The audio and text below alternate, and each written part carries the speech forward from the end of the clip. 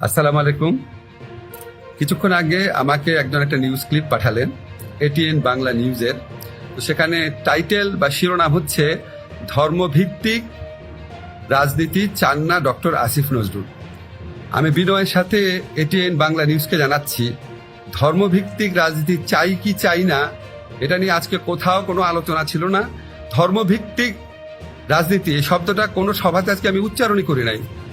আপনারা ভাই কোথার থেকে এইসব টাইটেল বানান, তো মানুষকে বিভ্রান্ত করে। আমি দুঃখ পেয়েছি। আমি আপনাদের কাছে অনুরোধ করব, আপনারা বুঝে না বুঝে যে কোনো কারণই হোক, প্লিজ মানুষকে বিভ্রান্ত করেন না। আমি এই ধরনের কোনো কথা বলিনি। আপনারা শিরোনামটা আমার বক্তব্য দেখে আশা করি ঠিক করে নেবেন। ধন্যবাদ আপনাদের। আসসালামু আলাইকুম। কিছুক্ষণ আগে আমাকে একজন একটা নিউজ ক্লিপ পাঠালেন এটিএন বাংলা নিউজের। তো সেখানে টাইটেল বা শিরোনাম হচ্ছে ধর্মভিত্তিক রাজনীতি চান না ডক্টর আসিফ নজরুল।